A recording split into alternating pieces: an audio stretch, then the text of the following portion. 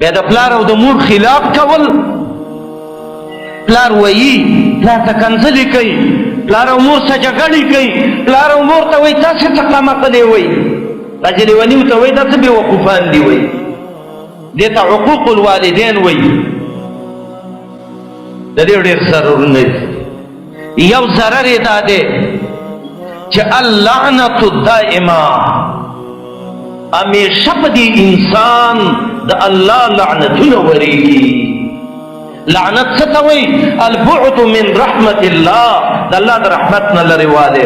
رسول الله علیه السلام وایي لعن الله من لعن والديه. او د عبدالله ابن عباس روایت کې دا دی ملعون من سب اباه. که سړی چې پلار او مور ته ردې بدې وایي د الله لعنت په ده باندې ورېږي.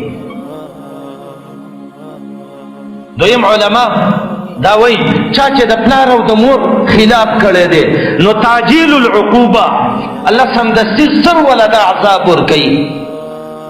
ابو بکر د محمد رسول الله یو صحابي دی. دا وایي رسول الله علیه السلام ویلي دي چې دوه څیزونه دي چې الله د هغې بدلې په دنیا کې ډېر زر انسان له ورکوي.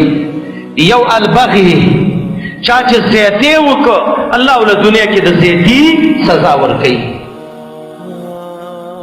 او دویم وعقوق الوالدین، چا چې د پلار او د مور خلاف کړی دی الله په دنیا کې زر د تبجي راغټوي چې د ده خلاف وکړي. بیا بل علما وایي چې من اسباب دخول النار،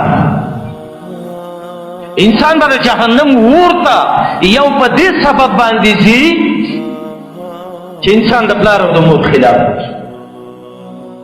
دا د محمد رسول الله حدیث دی لا يدخل الجنة عاق ولا منان ولا مدمن خمر. درې خلک الله جنت ته نه بي، یو چې د هغه نه پلار او مور خفوي او دا یې نافرماني، دویم چې چا له څه ورکړي او څمادنې پسې کوي، او درېیم هغه څوک چې هغه همیشه شرابي دی، نشهیي دی او په دې حالت کې مړ شي.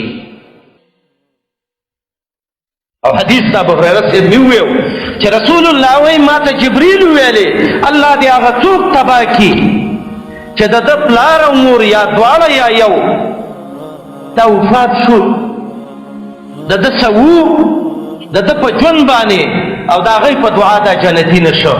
محمد رسول الله وایي امین الله دې تباه کړي.